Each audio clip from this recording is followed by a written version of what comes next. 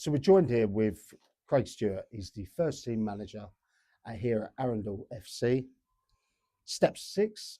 And Craig, You know, mate. Good to see you. welcome to the race of Step cheers. 6. Thank you. So we brought Craig along today to talk about what it's like to be a Step 6 manager. So Craig, firstly, tell me, how did you get into being a manager here? Oh, yeah, great question. So, well, for here, I mean, I first got into management, just going back, was back in the Worthing League when I was about 31, 32. I always had an interest in managing. And then I played for a local side called Worthing Wanderers, and I got an injury, which put me out for about 6 months. And I was getting frustrated. And a friend of mine, well, you know, Don DePaolo and a guy called Robbie Brown, both involved with Worthing Wanderers, and I got the chance there. And it just really sort of grew from there. We were quite successful there. We won a few trophies. Gave me a bit of exposure. Ended up at Worthing United as assistant manager up there, then Ferring, and then basically long and short was that I knew a guy called Brett Terode. Brett had played here. He'd been assistant manager here in the past, and he phoned me up. He knew me from sort of local football as well, and Arundel was struggling. This is going back probably about, I don't know, 12, 13 years. They had 1 point out of 10 games, and Brett said, look, he'd been offered the manager's job. Would I come up and help him? And that's really how it went from there. I was actually helping Dom out at East Preston time, managing the reserves. So it's a little bit just knew Brett just through local football, and yeah, he said to me, look, there's a great opportunity, and ended up he was first team manager for about a year and a half, and then myself and Simon Butler sort of took it on from there, and it just sort of grew from there before Barry Pigeon and myself ended up becoming joint managers. Well, fantastic. So Arundel, they currently play in the Southern Combination Football League Div 1. Yep. You've had a great season this year. Got to the playoffs after an amazing run. I think it was like 9 wins and a couple of draws in your last 11 games. 13 unbeaten, and 9 wins on the bounce, 1 11 drew 2. Not that I know my facts, you know. So. But sorry, mate. It was a bit unlucky. Got knocked out in the semis there. But we're not here to talk about that. We're here to talk about the race to Step 6. Yep. So we got you along. Tell me, what's the biggest challenge about being a manager in this league at this step? Oh, yeah, great question. I think the biggest challenges are commitment, although we've been really good this season. But you're at that level where, you know, some teams obviously pay in our league. We don't pay any money. So you're at that level where players, you can't hold them to being around for every single game. If they're going off on holiday, they're going, you know, I mean, they're a lot better commitment-wise now than they were sort of 5 or 6 years ago. But that commitment level where, you know, you might be on a run. For example, when we went up to Forest Road, we did actually beat them, but we had like 6 players out because they'd already decided to go and, you know, they were on either a stag do or away on holiday in the middle of that run. Thankfully, we had good strength and depth, and the youngsters came in it. But yeah, I'd say the biggest thing is commitment at this level, especially with a club like us that we can't offer them any money, you know. But I think we get, you know, this is a great draw, this club. We've got great people behind the scenes. Obviously, there's been changes recently, and you know, I've got a great management team as well and great people around. It's about getting those carlos, but yeah, that commitment's the biggest thing. Talk to me about the training at this level. What's required? You know, you can look at any level and say what's required, I guess. I think the higher the levels you go, the more intricate you've got to be, you know, the better understanding about the game you've got to have. I think, you know, football's about fractions, and the more you can do to make yourself better can, you know, actually make you more successful. And I think, you know, we try and do it right. You know, it's frustrations. But having said that, the numbers at training were really good towards the end of the season. You know, we're getting 25 to 30 players. And you know, we do try and play the right way. We do work on patterns of play, and we work on set pieces. And, you know, thankfully I've got, I would say, probably the best coach in, you know, at this level, if not a little bit higher, in Josh Parsons, who, you know, we talk about how I want to play, how we want to play, and I just let him get on with it, which takes a massive weight off my shoulders. I just can worry about, you know, confirming it or picking the team, and obviously, which I do, you know, I discuss with Josh, but I let him do what he's good at, and I do what I think I'm good at, and that's the people management. So we see that one of the main problems from being a Step 7 club, we would call grassroots, moving up to, let's say, the county league, is what clubs have to deal with regarding finances. Yeah. What would it take for a lovely club like this to actually have to be operational for a year, roughly? What, in terms of finances? Yeah. Well, that's a great question. I can tell you straight away that the utility bills are like nearly £1,500 a month. Wow. You know, just those alone. So you're looking at 15 grand, well, over 15 grand, aren't you there? You're looking at 17 grand. So plus, you know, all the other things, you know, you've got lighting, you've got, you know, obviously keeping the pitch, the stuff that goes into, a lot of money obviously goes into the preparation of the pitch for the season, you know, and you've got so many volunteers here, thankfully. But yeah, so you're looking at probably, I would think around about 50 grand a year, because you've got then all the fees for like the football, you know, we're running you know, first team and under 23s and under 18s. And all of that, nobody pays any subs. So you've got to get kit, you know, sponsors for kit. So I think somebody said to me around about sort of 40, 50 grand to run the club. And, you know, at the moment, there wasn't a lot of money, or hasn't been a lot of money coming into the club. So how is a club like Arundel bringing that money in? Sponsors, you know, I think sponsors, obviously, we, you know, we had half decent crowds towards the end of the season. But if you don't have a game for a week, you know, that's obviously bar takings and things. The guys have done, you know, taking some good money over the sort of in the tee up now, thanks to, you know, the likes of Dan Kimber, you know, John Crowley and their partners, and Tim Breeden have done some great jobs. So that generates a little bit of cash, and then we have the cup finals at the end of the season.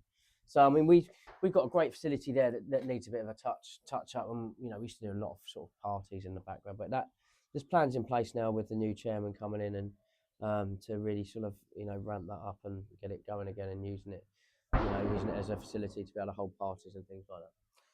Regarding standard, yeah, how much of a step up is it from, let's say, where the two teams, Westfield and Ringmer FC, yeah, they're in the Mid Sussex Prem? What would you say are the levels required? Well, you know, there's always, I think, if you look at Step 7, I mean, they're coming from below Step 7, aren't they? They're coming from Mid Sussex, is that right? That's correct. I wouldn't think there's much difference between Mid Sussex and Div 2, to be honest. From my understanding, you know, that's from talking to people. I haven't seen much of Div 2, I haven't seen much of Mid Sussex. I think, you know, there's a decent step up from Div 2 to Div 1. Look how Staunton came in and did okay, but then they you know, and I think Div 1 this year was sort of across the board exceptionally strong, probably as strong as I've seen it for 3 or 4 years as an overall standard, you know. And then, but I think, yeah, I mean, it'd be interesting. I mean, Reigate came up last year and they done really well. They took a 2 division, but you know, they've got good management there.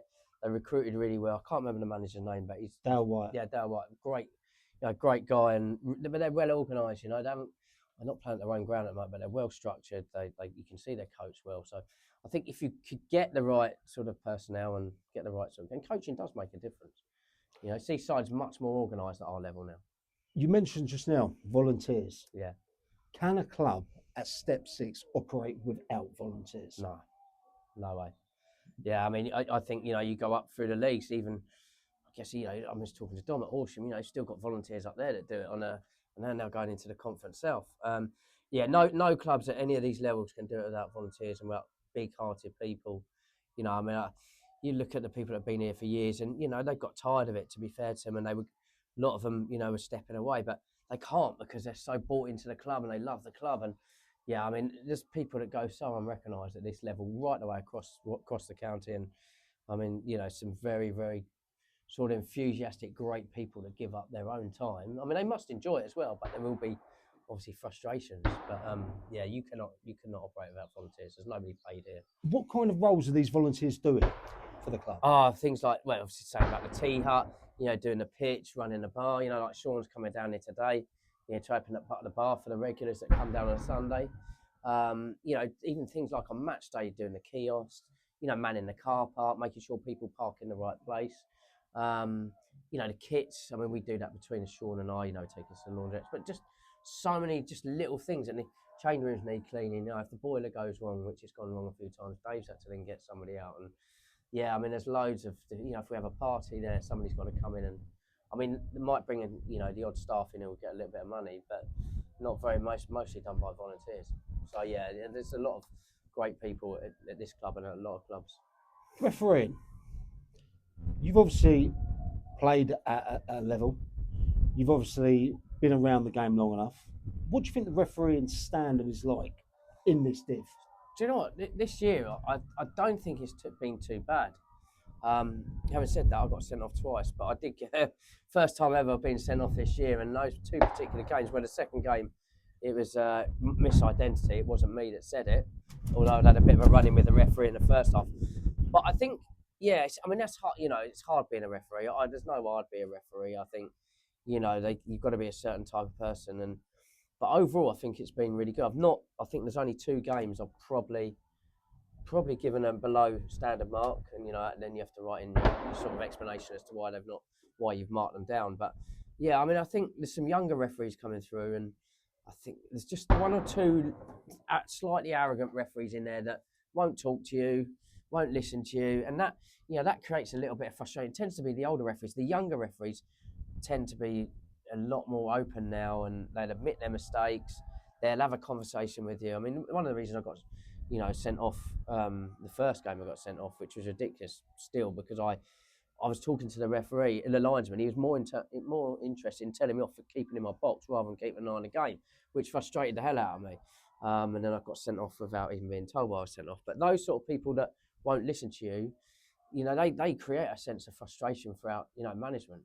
I mean, when you look at some of the managers as well, like holler and shout and get away with it, and then for what I got sent off for.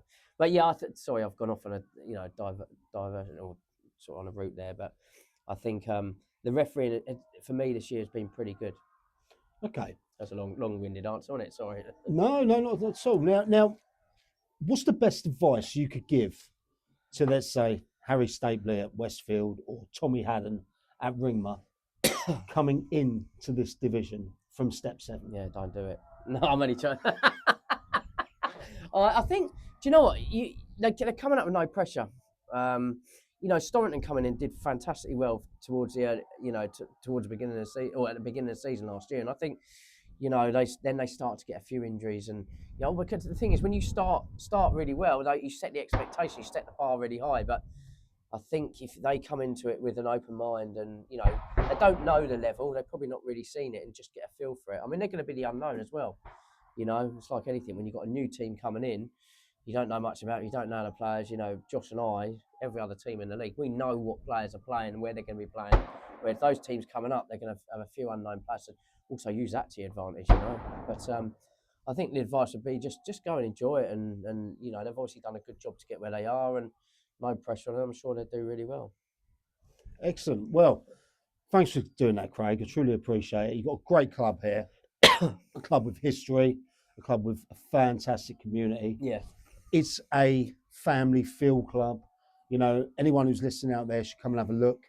Come down to Arundel. It's in beautiful settings right in Arundel Castle. You can probably hear the guns going off. They've got a medieval show day today. I thought the police were coming after you then, mate. Yeah, not anymore. Not anymore since I changed my name. Yeah. I tell you. But come down here, have a pint, have a burger, watch a great game of football. Everyone's welcome. How much are the old admissions these days then? £6. £6. I mean, £6. You can pick up a burger for a £5 as well and a pint. Under 20 quid. Come and have a day out. Great chance. Craig Stuart. Thanks for coming in the dugout, pal. Brilliant. Cheers.